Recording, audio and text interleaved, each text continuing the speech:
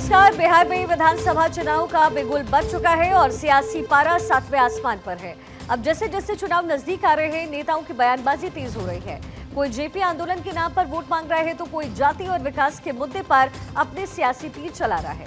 बिहार में इस बार का जो चुनाव है बेहद रोमांचक होने वाला है, क्योंकि 243 सीटों वाली विधानसभा के लिए एनडीए और महागठबंधन के बीच होगा सीधा मुकाबला।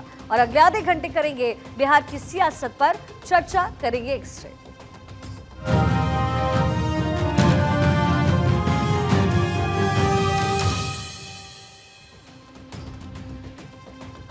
बिहार में चुनाव आयोग की ओर से चलाए जा रहे वोटर लिस्ट के गहन पुनरीक्षण और सत्यापन का जो अभियान है वो अब अपने अंतिम पड़ाव की ओर पहुंच गया है। 24 जून से शुरू हुई इस प्रक्रिया में अब मात्र 11 दिन शेष है और 7 करोड़ 90 लाख मतदाताओं में से 6 करोड़ 60 लाख 57,208 मतदाताओं ने अपने गणना फॉर्म्स जो है वो जमा भी कर दिए। अब ये जो पूरा आंकड़ा है वो कुल मतदाताओं का तकरीबन 88% पहुंचता है। अब तक की कवायद में ही तकरीबन 35,69,000 से ज्यादा मतदाताओं के नाम वोटर लिस्ट से हो गए हैं आउट। बिहार में एसआईआर का 88% का काम लगभग पूरा हो चुका है। अब तक 5.74 करोड़ अधिक जो है वो फॉर्म्स जो है वो अपलोड हुए हैं। इसके साथ ही बीएलओ ने साथ ही बार जो सर्वेक्षण है वो बार बार करवाया गया है। अब तक 1.59% मतदाता मृत पाए गए हैं। 2.2% ने स्थायी रूप से अपना जो निवास स्थान है वो बदल लिया या ट्रांसफर हो गए हैं। 0.73% लोग एक से अधिक स्थानों पर पंजीकृत हैं। ये जो तमाम आंकड़ा है वो 4.52% अब तक पहुंचता है। अब संख्या के लिहाज से अगर देखें तो ऐसे मतदाताओं की तादाद तकरीबन 35,69,000 से ज्यादा पहुंचती है। चुनाव आयोग की ओर से मिली इंफॉर्मेशन के मुताबिक अब केवल 11.82% मतदाता ही शेष है जिन्होंने अभी तक अपने भरे हुए जो गणना फॉर्म है वो जमा नहीं किए। अब तक एसआईआर में क्या कुछ हुआ है और किस तरीके से वोटर्स को हटाया गया, आपको टेबल ग्राफिक्स के जरिए और क्लियरली इस तस्वीर को पेश करते हैं। एसआईआर में अब तक क्या कुछ निकला है, सबसे पहले आप वो समझिए। जो हटाए गए वोटर हैं उनकी संख्या कितनी है, मृत जो मिले हैं उनकी संख्या 1.59 यानी 12.5 लाख है। बिहार जिन्होंने छोड़ दिया है प्रतिशत में 2.2% है और अगर इस तरीके नंबर वाइज देखेंगे तो 17.5। अब ऐसे में एक से ज्यादा जगह पर जो वोटर मौजूद हैं वो 0.73% जो कि लगभग 5.5 लाख हो गए। तो कुल हटाए गए जो नाम है वो 35,50,000 के आसपास हो गए। अब आयोग का कहना यह है कि कोई भी पात्र मतदाता छूट ना जाए, ये सुनिश्चित करने के लिए कोई कोर कसर नहीं छोड़ी जा रही है। तकरीबन 1 लाख बीएलओ तीसरे दौर में घर घर सर्वेक्षण का काम जल्द ही शुरू कर देंगे और इस काम में राजनीतिक दलों के 1,50,000 बीएलओ भी जो है वो पूरा सहयोग कर रहे हैं। आखिर चुनाव आयोग वोटर लिस्ट का रिव्यू क्यों कर रहा है, इलेक्शन कमीशन ऐसा क्यों कर रहा है, इसको भी जल्दी से समझाते हैं। गलत वोटर्स का नाम हटाया जाए, कोई घुसपैठिया वोटर ना बन पाए, सिर्फ भारत की नागरिक जो है वही वोटर बने, जिसकी उम्र 18 साल के ऊपर है वही वोटर लिस्ट में शामिल हो। आपको बता दें बिहार के सभी 261 शहरी स्थानीय निकाय के 5,683 कार्ड में विशेष शिविर लगाए जा रहे हैं। इसके साथ ही अस्थायी रूप से राज्य के बाहर गए मतदाताओं के लिए भी जागरूकता अभियान चलाया जा रहा है, जिससे वो भी समय समय पर अपनी गणना फॉर्म जो है वो समय पर जमा करवा सके। मतदाता सूची का ड्राफ्ट 1 अगस्त को प्रकाशित होना है।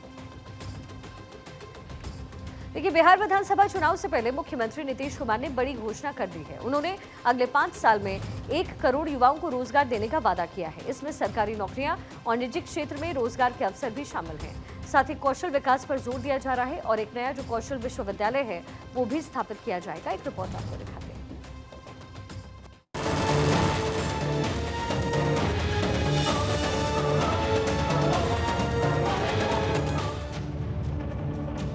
बिहार में आजकल अपराध बेलगाम होता जा रहा है। आए दिन राज्य में हत्या, गोलीबारी और लूटपाट की घटनाएं सामने आ रही हैं। हाल के दिनों में राजधानी पटना समेत राज्य के विभिन्न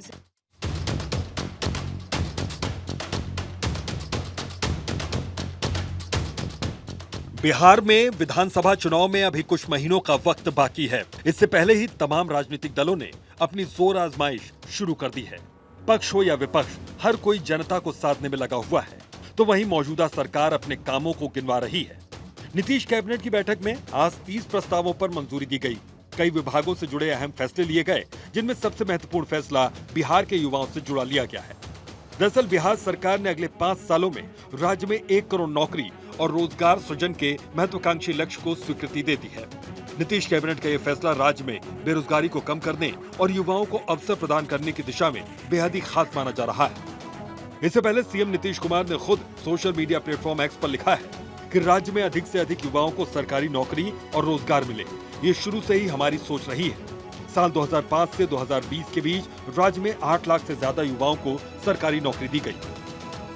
बिहार कैबिनेट की बैठक में कुल 30 एजेंडों पर मुहर लगी, जिनमें कई अहम फैसले शामिल हैं। बैठक में सबसे महत्वपूर्ण फैसला ये लिया गया कि अगले 5 साल में बिहार में 1 करोड़ लोगों को नौकरी दी जाएगी। बैठक में फैसलों के बारे में एसीएस एस सिद्धार्थ ने बताया। सबसे महत्वपूर्ण एजेंडा है श्रम संसाधन विभाग का।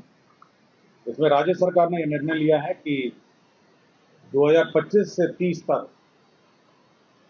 राज्य सरकार राज्य में 1 करोड़ नौकरियां और रोजगार सृजन के कार्य करेगी। 5 वर्ष 2025 से 30 तक राज्य सरकार बिहार राज्य में 1 करोड़ नौकरी एवं रोजगार सृजन करने का लक्ष्य निर्धारित किया गया। बिहार सरकार का यह फैसला राज्य में बेरोजगारी को कम करने और युवाओं को अवसर प्रदान करने की दिशा में सरकार की प्रतिबद्धता को दर्शाता है। सीएम नीतीश कुमार ने कहा कि राज्य में अब तक 10 लाख युवाओं को सरकारी नौकरी और लगभग 39 लाख लोगों को रोजगार दिया जा चुका है। 50 लाख से ज्यादा युवाओं को सरकारी नौकरी रोजगार देने के लक्ष्य को निश्चित रूप से प्राप्त कर लिया जाएगा। इसके साथ ही उन्होंने अगले 5 साल का खाका भी तैयार कर दिया। उन्होंने कहा कि 2020-25 के लक्ष्य को दोगुना करते हुए 1 करोड़ युवाओं को सरकारी नौकरी और रोजगार देने का लक्ष्य निर्धारित किया जा रहा है। 2005 से 2020 के बीच 8 लाख युवाओं को नौकरी। राज्य में 8 लाख से ज्यादा युवाओं को सरकारी नौकरी दी गई थी। 2020 में 7 निश्चय 2 कार्यक्रम के तहत 10 लाख सरकारी नौकरियों कार्यक्रम के तहत 10 लाख रोजगार देने का संकल्प लिया गया था। इसे बढ़ाकर 12 लाख सरकारी नौकरी और 38 लाख रोजगार देने का लक्ष्य रखा गया, यानी कुल 50 लाख लोगों को रोजगार देने का लक्ष्य तय किया गया। अब सरकार 2025 से 2030 तक इस लक्ष्य को दोगुना कर रही है। 1 करोड़ युवाओं को नौकरी और रोजगार देने की तैयारी में है। वहीं बिहार के डिप्टी सीएम सम्राट चौधरी ने कहा कि अब 2025 से 2030 की सरकार जो एनडीए बनाएगी, उसके लिए 1 करोड़ लोगों को बिहार में रोजगार देने की तैयारी है। बिहार में कौशल विश्वविद्यालय का निर्माण किया जाएगा, जहां उद्योग को बढ़ावा मिलेगा।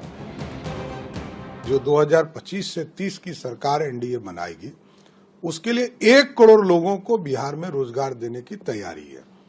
इसके लिए जो हमारे नेता सरदेय भारत रत्न कर्पूरी ठाकुर जी के द्वारा जो इस बिहार में काम किया गया, उनके नाम पर स्किल यूनिवर्सिटी का निर्माण किया जाएगा, जिसके माध्यम से बिहार में जो हमारे बच्चे हैं, हमारे नौजवान हैं, उनको स्किल्ड किया जाएगा और ये डेडिकेटेड सिर्फ स्किल्ड होगा, जिससे कि रोजगार और सृजित किया जा सकता है। उनको स्किल्ड किया जाएगा और ये डेडिकेटेड सिर्फ स्किल्ड होगा, जिससे कि रोजगार और सृजित किया जा सकता है।